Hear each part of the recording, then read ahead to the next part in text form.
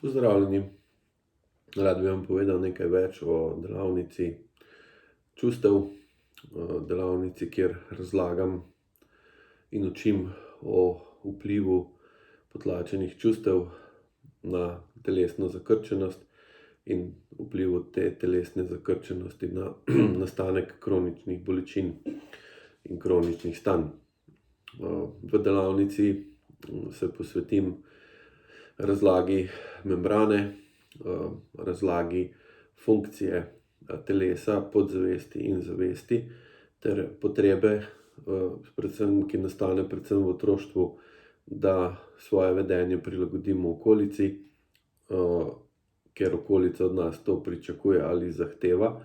Hkrati pa zaradi teh prilagoditev izgubimo avtentičnost izražanja in tudi gibanja ter ustvarimo vedno močnejšo kronično zakrčenost telesa, ki je posledica nastanka senzorno-motorne amnezije, ki pa nastane zaradi potrebe po tem, da ne čutimo jasno stanja v našem telesu ali pa stanja v naši okolici. Pogostokrat so pa v bistvu tudi obe zahteve, da se ne smemo jasno zavedati, kaj čutimo, in da se ne smemo jasno in realno zavedati, kaj se dogaja v naši okolici. Predvsem zaradi tega, ker na avtentično izražanje okolica odreagira negativno ali pa si ne smemo priznati, kakšno je resnično stanje v naši okolici, zaradi tega, ker na to tako ali tako nimamo zadostnega vpliva. V takem stanju, če traja dlje časa, pride do vzpostavitve podzavestnih kroničnih mišičnih napetosti na različnih delih telesa, kar pa potem vpliva na gibanje, držo in dihanje, ter vse skupaj določa drugačno vedenje, ki nam sicer omogoča preživetje v takem okolju, hkrati nam pa dolgoročno onemogoča kvalitetno sposobnost, da s svojim vedenjem vplivamo na okolje in da s tem vplivom na okolje sprostimo napetosti oziroma znamo sami ustvariti ravnovesje oziroma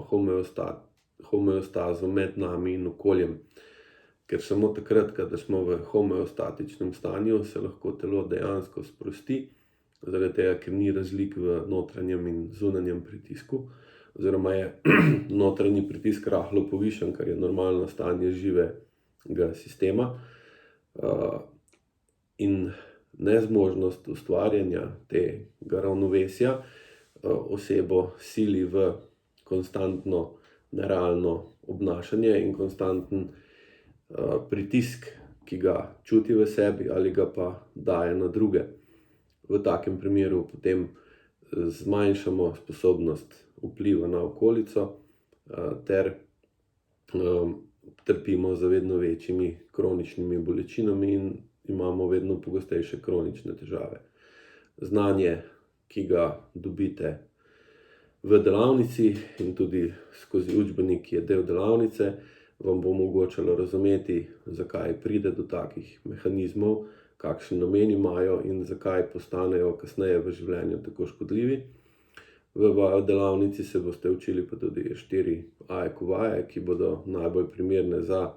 spremenitev stanja v trebuhu, hrbtu, medenici in stegnih ter eventualno tudi ramenih, in to so področja v telesu, kjer imamo najpogosteje močno zakrčenost gibanja, zato da lahko vedenje obdržimo znotraj tistega, kar je bilo od nas zahtevano ali pričakovano. Hvala lepa.